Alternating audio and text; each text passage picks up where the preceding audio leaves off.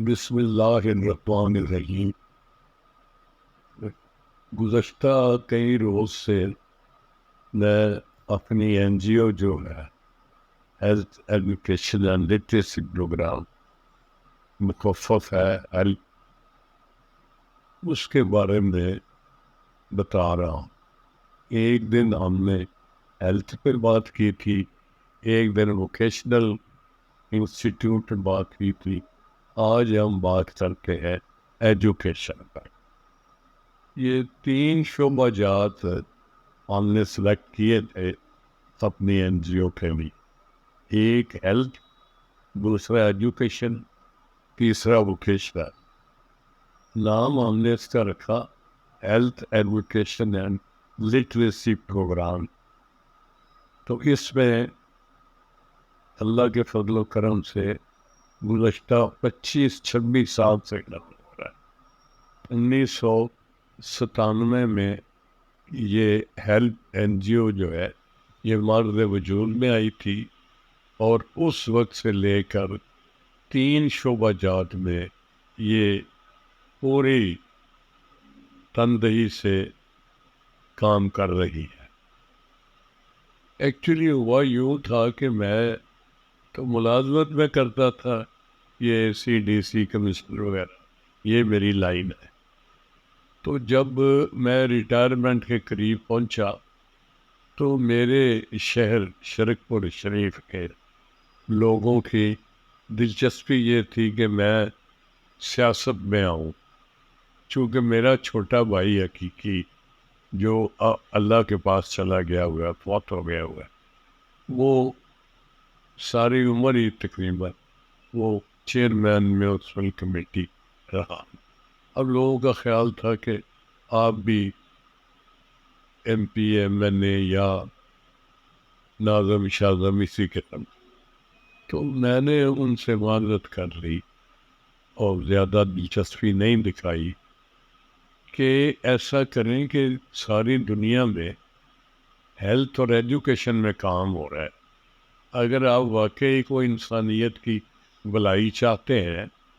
تو پھر ان شعبہ جات میں کام کریں۔ چنانچہ انہوں نے میری اس درخواست کو منظور کر لیا اور سارے دوستوں نے ہیلپ کی بنیاد رکھ دی۔ اب ہیلپ کا جو یہ تینوں جو شعبہ جات ہے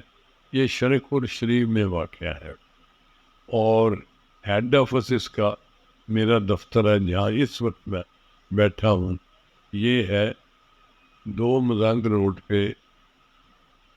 یہ ہمارا دفتر ہے جہاں میں پریکٹس بھی کرتا ہوں، اور یہ ہیلتھ کا ہیڈ آفس بھی ہے اجمیری کمپلیکس، جس کا نام ہے گراؤنڈ فلور 23 نمبر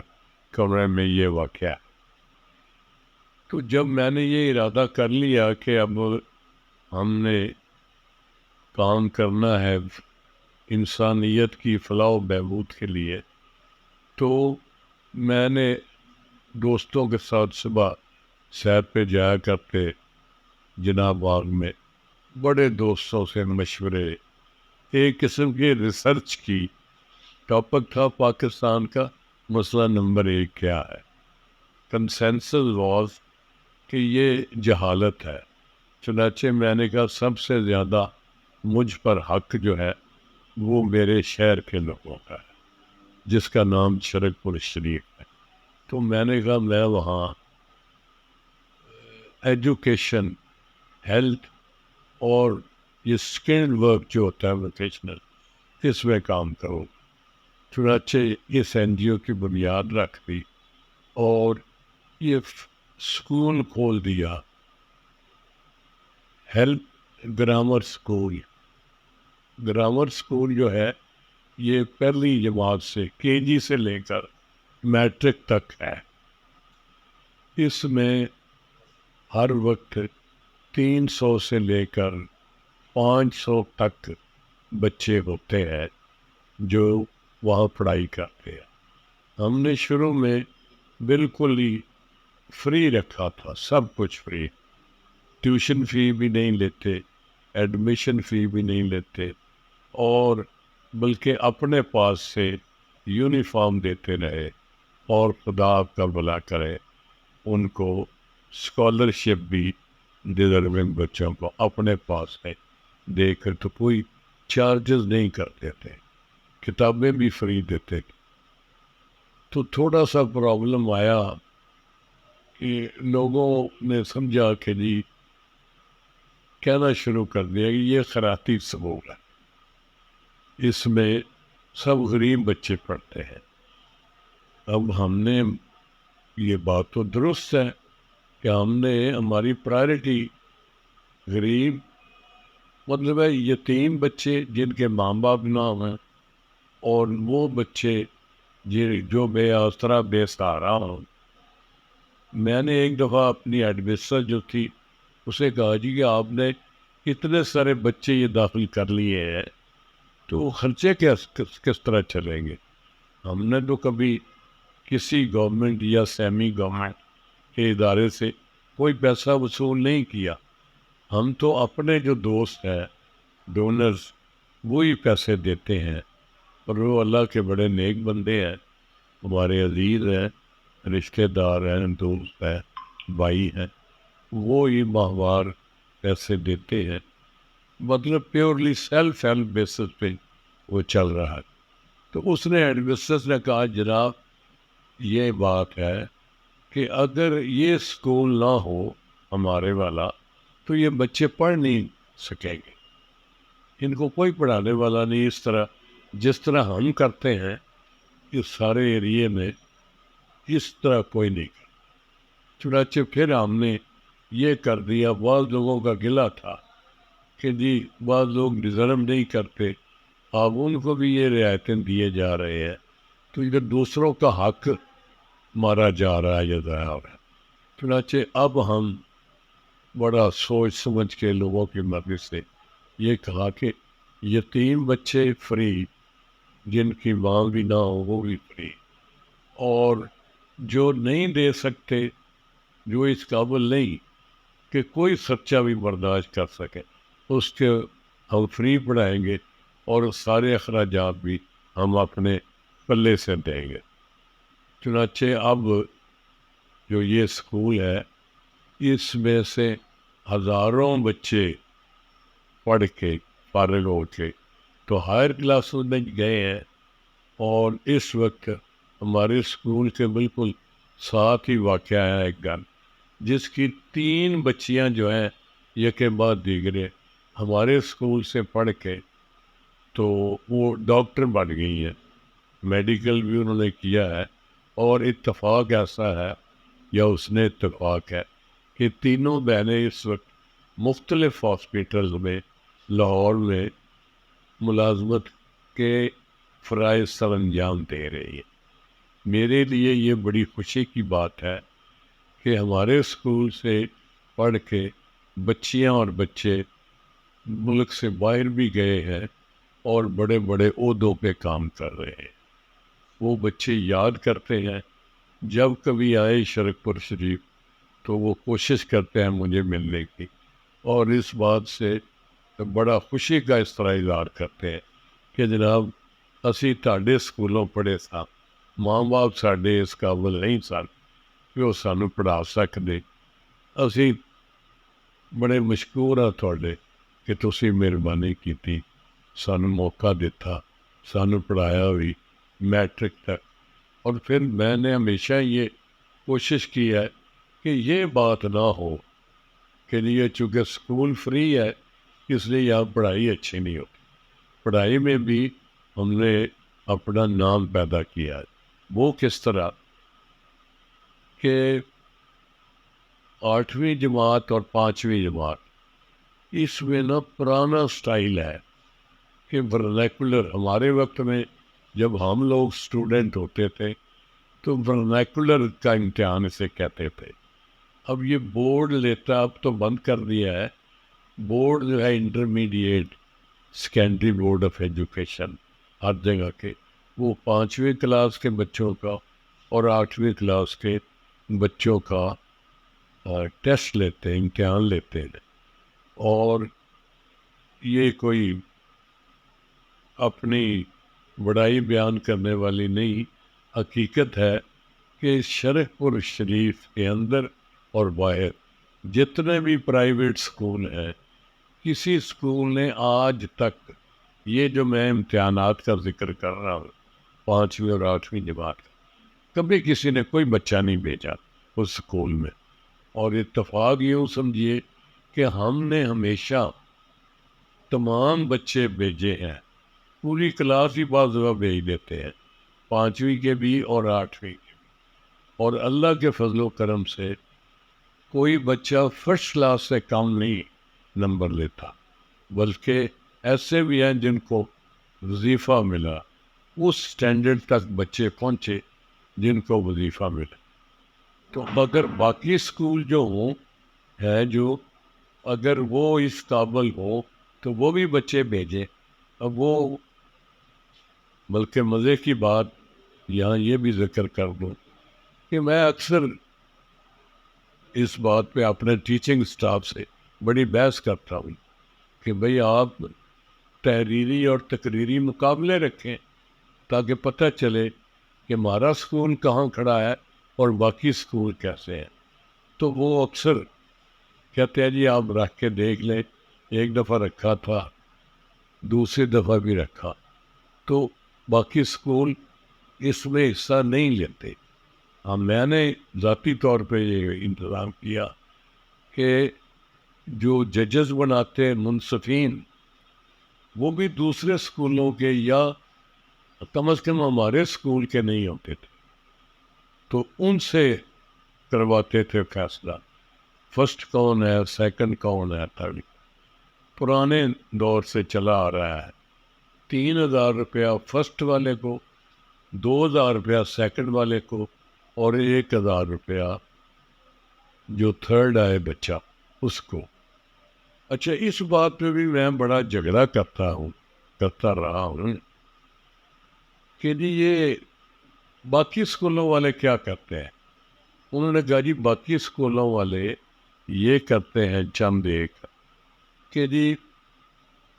10 بچوں کو فرسٹ کلاس کر دے، یہ فرسٹ آیا. میری ایک عزیزہ وہیں رہتی ہے، تو میں اکثر اتوار کو اس کو ملنے جاتا ہوں، تو وہ چھوٹی سی بچی اس کی ہے، پاجی ہے فرسٹ آئی جی ہے، وہ ہر دفعہ فرسٹ آتی ہے. میں نے ایک دفعہ کہا کہ یہ چھوٹا سا کوئی کپ سا اس نے لیا ہوا ہے، تو کسی اور وہ میرے ساتھ جو ٹیچر تھے انہوں نے کہا جی یہ سارے نے دین دینے، ہر ایک نو ساری کلاس ہی فرسٹ کر دیتے. تو میں کہا وہ پیرنٹس اعتراض نہیں کرتے؟ کہ انہوں نے سرٹیفکیٹ چاہیے پرنٹڈ فارم میں کہ جی یہ بچہ فرسٹ آیا، سکول والے لکھ دیں نے موڑ لا دیں نے، ماں پیو ان کی اعتراض ہے وہ انہیں جو کچھ ہو جانا. تو میں نے کہا یار یہ تو کوئی بات نہ ہوئی. ہمارے یہاں میں نے ایک دفعہ بہت زیادہ سختی کی تو وہ ایڈمنسٹر صاحبہ فرمانے لگی کہ جی تسی کہندے ہو بھی سختی کرو بہت زیادہ، انویجیلیٹر بھی سخت لائے اور باقی بھی کام بڑے سخت کیتے، تو جناب رزلٹ افیکٹ کرے گا ایڈورسلی. میں نے کہا جو مرضی ہو جائے، ہم نے کوئی ٹھیکہ لے رکھا ہے ان کو فرسٹ کلاس لے کر دیں یا فرسٹ لائیں ان کو؟ بالکل نہیں. آپ اسٹرکٹ مارکنگ کریں اور جو بھی رزلٹ آتا ہے، میں نے کہا ایک دفعہ 2 دفعہ یہ اچھی شہرت ہوگی آپ کی کہ آپ نے بچوں کو فیل کر دیا ہے جو نہیں پاس ہو سکتا. تو اللہ کے فضل و کرم سے ہمارا دعویٰ ہے کہ جب کسی دوسرے سکول سے اٹھ کر بچہ آتا ہے تو ماں یا باپ ساتھ ہو جائے، اے جی چوتھی چپادین داخل کرنا ہے. وہ ہمارے جو ٹیسٹ کا نظام ہے وہ کہتے ہیں یہ دوسری سے آگے نہیں جا سکتا، جس کا سٹینڈرڈ جو ہے ہمارے اسکول کے مطابق بہت نیچے ہے، لو ہے. تو جناب ہم اس کو دوسری کلاس میں کریں گے، چوتھی کا تو سوال ہی پیدا نہیں ہوتا. اس لیے ہم اکثر اس بات پہ اصرار کرتے ہیں کہ ہمارے اسکول کا بچہ جو ہے اللہ کے فضل و کرم سے ہماری محنت سے میں خود جا کے ٹیسٹنگ کرتا ہوں، بچوں کی کلاس میں بیٹھتا ہوں، جو وہ سرپرائز وزٹ کرتا ہوں، جو وہ پڑھا رہی ہوتی ہے استانی، اس کو میں کہ آرام سے بیٹھا کہ آپ پڑھاتی رہے، ان کو سوال کریں، جو آپ پڑھا رہی ہے مجھے میرے سامنے بتائے کیا پڑھا رہے ہیں۔ وہ جو بورڈ ہے بلیک بورڈ، اس میں جو لکھا ہوتا ہے وہ بھی دکھاتے، تو اس میں خود، ہمارے وقت میں جی کی نب ہوتی تھی، اس کے ساتھ انگریزی لکھتے تھے، اور 4 خانوں والی کاپی ہوتی تھی، اس میں پرانے ڈیزائن کی ہوتی تھی لکھائی، وہ لکھائی بھی میں یہاں کراتا ہوں کہ ہینڈ رائٹنگ بھی اچھا ہونا چاہیے۔ اور یہ ہے کہ اللہ کے فضل و کرم سے ہمارا یہ دعویٰ ہے کہ ہم کہتے ہیں ہمارے اسکول کا بچہ جو ہے وہ کسی جگہ بھی جائے تو بات کرنے سے، بولنے سے ہی وہ نمایاں ہو جاتا ہے کہ وہ پڑھا لکھا ہے،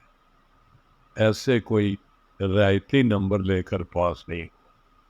جو بڑی بڑی فیسیں دے کے آتے ہیں وہ بچے جو ہے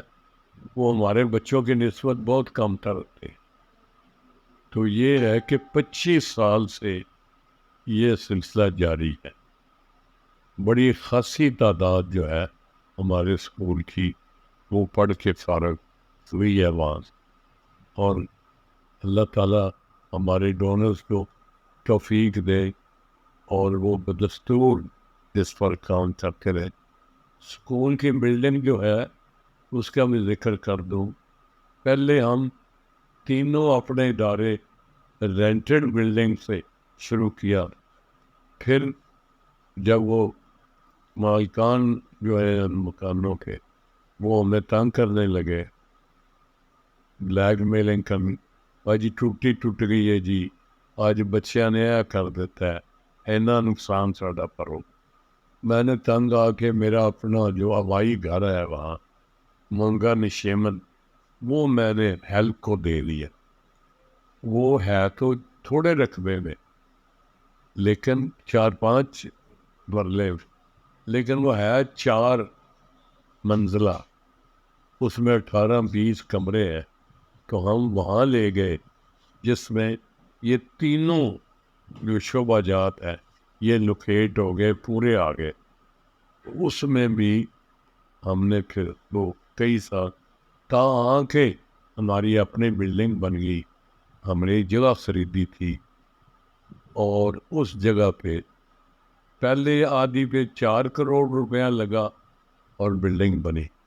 اب دوسرا حصہ مکمل کر کے اگلے دن بات ہو رہی تھی کہ جی یہ بلڈنگ اب 10 کروڑ روپے کی، اور اتفاق ایسا ہے کہ ہمارے جو ہے رانا تنویر حسین صاحب، ہمارے علاقے کے ایم این اے، وہ ہمارے اس وقت وزیر تعلیم ہے حکومت پاکستان کے، تو وہ یہ اسکلڈ ایجوکیشن جو ہے اس میں بھی خاصی توجہ کر رہے، تو انہوں نے کوئی وہاں ٹیم بھیجی جن سے کہا کہ یہ کوئی بلڈنگ دیکھیں جس میں ہم کوئی یہ فیسلٹیز میسر کرائیں، فراہم کریں۔ تو انہوں نے سارے اسکول اور کالجز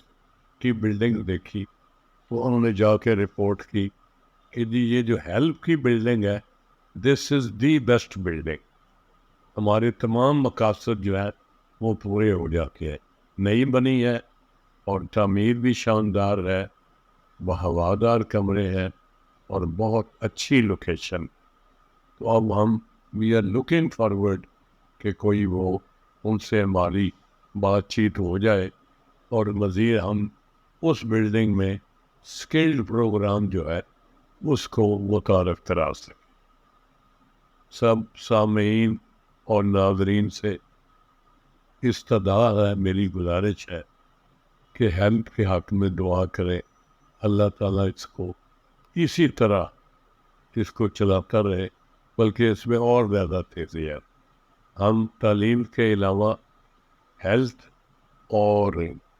اس میں ووکیشنل بھی کام کر رہے ہیں، اور ویسے بھی غریبوں کی مدد بھی کرتے ہیں۔ یہاں ذکر کرنا بیجا نہ ہوگا کہ یہ جو امیجیٹلی پچھلے جو ہوئے ہیں رمضان شریف، اس میں ہم نے 10 لاکھ روپیہ ایک دن میں رمضان شریف نے غریب عورتوں میں تقسیم کیا، اور اکثر کرتے رہتے ہیں۔ اور کیا کرائٹیریا کیا رکھا ہے کہ ایسی بیوہ عورت بال بچے دار جس کا کوئی سورس آف انکم نہ ہو اور اس کو کوئی لک آفٹر کرنے والا بھی نہ ہو، زیادہ سے زیادہ 5,000 روپیہ اور کم سے کم 2,000 روپیہ ان کی لسٹیں پہلے بنا لی جاتی ہے، اور اس کے بعد پھر ان کو باعزت طریقے سے بلایا جاتا ہے، اور ساری جتنی بھی خواتین ہوں ان سب کو پیسے دستی تقسیم کیے جاتے ہیں لفافوں میں ڈال کر، ہر ایک کو جس کو بھی جتنا اس کے لیے مختص ہو، کہ یہ 3,000 ہے، یہ 5,000، 4,000 ہے، اس طرح سے۔ تو اللہ تعالیٰ سے دعا ہے اللہ تعالیٰ اس کو اور زیادہ ترقی دے، اور ہمارے ڈونرز کو اور زیادہ اللہ تعالیٰ کی ذات بابرکات استقامت دے، اور مزید بھی وہ ایسے نیک کام کرتے رہیں۔ Thank you.